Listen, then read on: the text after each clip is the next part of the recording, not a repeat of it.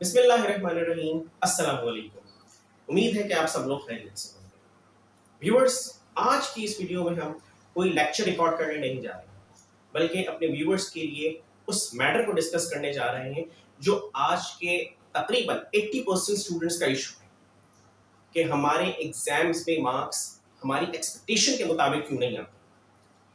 इसके पीछे कुछ रीजंस हैं।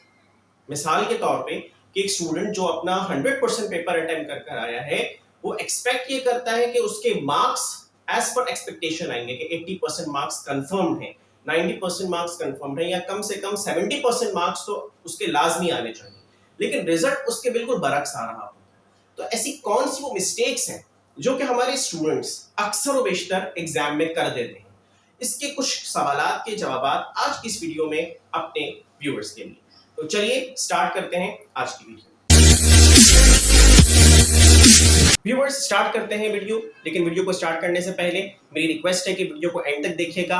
अगर वीडियो पसंद आए तो काइंडली वीडियो को लाइक कीजिएगा, शेयर कीजिएगा, और अगर आपने अभी तक चैनल को सब्सक्राइब नहीं किया तो काइंडली चैनल को सब्सक्राइब जरूर कीजिएगा। तो व्यूअर्स, सबसे पहली बात, हमारा जो पहला मसला जो है वो है हमारी वोकैबुलरी। कौन सी वोकैबुलरी? Subject based vocabulary. तो स्टूडेंट ज्यादातर जो मिस्टेक्स करते हैं वो सब्जेक्ट की वोकैबुलरी पर करते हैं। जैसे कि फॉर एग्जांपल बायोलॉजी की वोकैबुलरी डिफरेंट है, इकोनॉमिक्स की वोकैबुलरी डिफरेंट है, केमिस्ट्री की वोकैबुलरी डिफरेंट है, फिजिक्स की वोकैबुलरी डिफरेंट है। हमारे स्टूडेंट्स को ज्यादातर इश्यूज यहां पर आते हैं कि वो जब पेपर अटेम्प्ट करते हैं तो पेपर को अटेम्प्ट करते वक्त वो इस बात को जहन में नहीं रखते कि वो कौन से सब्जेक्ट का पेपर अटेम्प्ट कर रहे हैं, और सिंपल इंग्लिश में या सिंपल उर्दू में पेपर को अटेम्प्ट करना शुरू कर देते हैं, जबकि पेपर को अटेम्प्ट करने के लिए उस सब्जेक्ट की वोकैबुलरी का यूज करना बहुत जरूरी है। जैसे अगर आप बात कर रहे हैं इकोनॉमिक्स की, तो इकोनॉमिक्स की जो लैंग्वेज है डिफरेंट लैंग्वेज है। फिर अगर आप बात करते हैं कमर्शियल ज्योग्राफी की, तो कमर्शियल ज्योग्राफी की लैंग्वेज डिफरेंट है।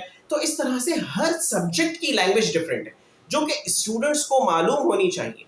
अब ये मालूम किस तरह से हो, स्टूडेंट्स इसको लर्न किस तरह से करें वोकैबुलरी को, तो इसके लिए आसान सा शॉर्ट सॉल्यूशन आपके पास मौजूद है, और वो ये है कि जब भी आपका मेंटोर आपको लेक्चर दे, आप जो भी डिफिकल्ट वर्ड्स हैं, बच्चों की तरह, छोटे बच्चों की तरह, उन डिफिकल्ट वर्ड्स को अंडरलाइन करना शुरू कर दीजिए। और अपने मेंटोर से अगर वो वर्ड समझ में नहीं आ रहा, उसकी पर्टिकुलर मीनिंग समझ में नहीं आ रही, तो उस वर्ड की मीनिंग्स को भी पूछ लें, ताकि उसकी आप सही इंप्लीमेंटेशन अपने ओन वर्ड्स में कर सकें। क्योंकि जब तक आपको सब्जेक्ट की वोकैबुलरी पे कमांड नहीं होगी, तब तक आप उस सब्जेक्ट का पेपर बेहतरीन तरीके से अटेम्प्ट नहीं कर सकते। फिर वही इशू होगा, अगर आपको वोकैबुलरी याद नहीं होगी कि आप पेपर तो अटेम्प्ट कर कराएंगे, लेकिन चूंकि आपने उस पर्टिकुलर सब्जेक्ट की वोकैबुलरी यूज नहीं की होगी, जिसकी वजह से आपके मार्क्स डिडक्ट होते चले जाएंगे। तो पहला मसला जो हमारे स्टूडेंट्स फेस करते हैं, वो मैंने उसका सॉल्यूशन यहां आपके सामने रखा। अब साथ ही साथ वोकैबुलरी बैंक आपने बढ़ाना है अपने, यानी अपने वर्ड्स को ज्यादा से ज्यादा लर्न करने की कोशिश करनी है, याद रखने की कोशिश करनी है।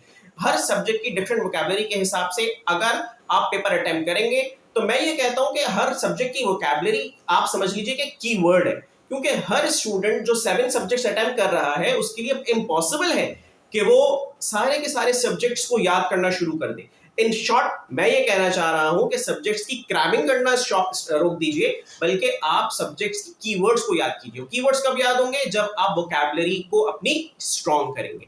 जब आपकी वोकैबुलरी स्ट्रॉन्ग होगी, तो आप अपने ओन वर्ड्स के अंदर हेल्पिंग वर्ब्स और डिफरेंट यूज करके आप डिफरेंट तरीकों से टेक्निक्स को यूज करते हुए अपने पेपर को आसानी से अटेम्प्ट कर सकते हैं।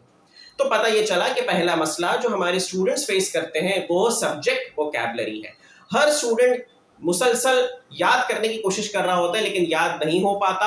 वजह यह है कि उस पर्टिकुलर सब्जेक्ट की वोकैबुलरी स्टूडेंट को मालूम नहीं होती, जिसकी वजह से हर स्टूडेंट 7 सब्जेक्ट्स की क्रैपिंग नहीं कर सकता। बात करते हैं दूसरे इशू की। दूसरा इशू क्या है?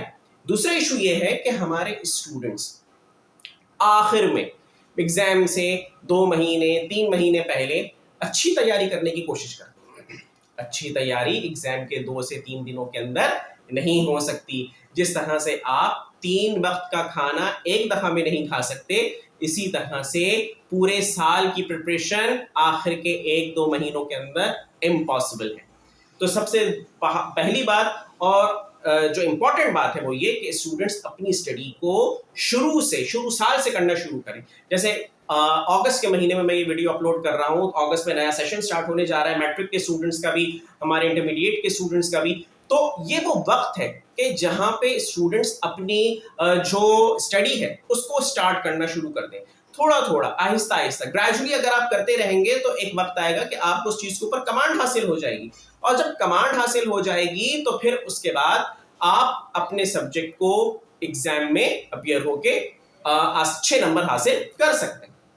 और फिर अगले पॉइंट की तरफ अगर हम आए तो अगला इशू ये है कि हमारे जो भी स्टूडेंट्स, चाहे वो किसी ट्यूशन सेंटर में जा रहे हो, चाहे वो कॉलेज डेली जा रहे हो, या किसी और कोचिंग सेंटर में जा रहे हो, या होम ट्यूशन पढ़ते हो, तो वो स्टूडेंट्स हमारे, जो टेस्ट होता है, जो मेंटोर की तरफ से या सेंटर्स की तरफ से टेस्ट असाइन किए जाते हैं, उन टेस्ट में अपीयर्स नहीं होते।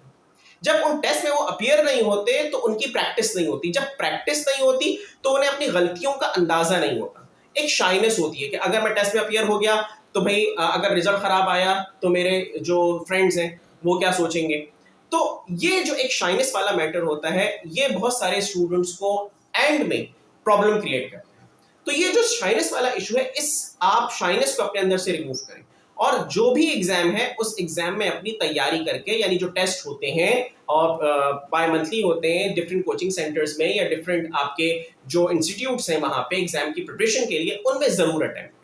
और हर एग्जाम के बाद अपने मेंटोर से उस बारे में डिस्कस करें कि भाई मैंने ये प्रॉब्लम की थी या ये गलती थी, तो ये गलती क्यों थी, जबकि मेरे हिसाब से ये चीज सही है, या अगर वो चीज गलत है तो किस एंगल से गलत है। इस चीज को जरूर डिस्कस करें। और अमूमी तौर पे जो हमारे सेंटर्स हैं माशाल्लाह, वहां पे ऐसी क्लासेस कंडक्ट होती हैं जहां पे प्रॉब्लम को डिस्कस किया जाता है और स्टूडेंट्स के इश्यूज को रिजॉल्व किया जाता है। अगली बात की तरफ अगर मैं बढ़ूं तो वो बात ये है कि हमारे स्टूडेंट्स अपने मेंटोर से एक गैप मेंटेन रखते हैं, जो कि गलत है। आजकल के दौर में स्टूडेंट और टीचर्स जो हैं उनके दरमियान एक, जो आप समझ लें कि क्यूए सेशन है, उसका होना जरूरी है, टू वे कम्युनिकेशन का होना जरूरी है। यानी कि खौफ की वजह से जो गैप क्रिएट हुआ होता है, वो गैप जो है वो उनकी स्टडीज पे अफेक्ट कर रहा होता है। तो मेरा यहाँ पे गैप से मुराद ये है कि कम से कम स्टूडेंट्स अपने मेंटोर से इजीली क्वेश्चंस कर सकें, ताकि जितनी फ्रीक्वेंटली क्वेश्चंस होंगे उतने ही फ्रीक्वेंटली मेंटोर उन्हें आंसर देगा, रिप्लाई देगा, और उनके इश्यूज रिजॉल्व होंगे। और बात मैं ये करना चाहूँगा कि जो हाफ ईयरली एग्जाम्स कंडक्ट किए जाते हैं कॉलेजेस में और हमारे इंस्टीट्यूट्स में, तो वो इस बात का खास ख्याल रखें कि स्टूडेंट्स को पहले ये बावर करा दें कि भाई इतना सिलेबस हमारा कंप्लीट हो गया है, इससे आप इतने सेव हो गए। और हमारे जो स्टूडेंट्स हैं वो भी अपने मेंटोर से इस बारे में पूछें कि सर हम जो इतना एग्जाम का सिलेबस कवर कर रहे हैं, इससे हमारी एग्जाम की वेटेज कहाँ तक पहुँच गई, यानी हम कहाँ पे लाई कर रहे हैं। इससे स्टूडेंट के अंदर एक कॉन्फिडेंस जो है वो क्रिएट होता है, बिल्ड होता है। आप समझ लें कि स्टूडेंट कॉन्फिडेंस के साथ पेपर अटेम्प्ट कर सकेगा। अगर स्टूडेंट के अंदर कॉन्फिडेंस नहीं होगा तो स्टूडेंट पेपर भी अटेम्प्ट नहीं कर सकेगा, और जरा सा ट्रिकी क्वेश्चन आ जाए तो स्ट्रिक्टनेस की वजह से स्टूडेंट के माइंड से वो चीजें इरेज हो जाती हैं, आंसर्स इरेज हो जाते हैं, उसका कॉन्सेप्ट डिस्टर्ब हो जाता है, जिसकी वजह से वो पेपर उस तरह से अटेम्प्ट नहीं कर सकता जिस तरह से उसे अटेम्प्ट करना चाहिए। तो मेंटोर से जरूर अपने ये सवालात करें कि हम जब ये वाला चैप्टर कवर कर रहे हैं तो इससे हमारी एग्जाम की प्रिपरेशन कितने परसेंट होगी, फिर उसके बाद हम सेकंड चैप्टर अटेम्प्ट कर रहे हैं, सेकंड चैप्टर को पढ़ रहे हैं, उससे हमारी एग्जाम की वेटेज कितनी होगी, कवर हो जाएगी। तो ये वो पॉइंट्स हैं कि जो आपको अपने मेंटोर से डिस्कस करने हैं। 3 पॉइंट्स मैंने आज की इस वीडियो में आपके लिए जो है वो रिकॉर्ड किए। अगर किसी और टॉपिक पे आप बात करना चाह रहे हैं, कोई और बात पूछना चाह रहे हैं, you are free to comment. आप कमेंट के जरिए हमें बता सकते हैं कि किस तरह से आपको मजीद टॉपिक्स पे और मजीद सब्जेक्ट के लेक्चर्स पे जो है वो आपको वीडियोस चाहिए।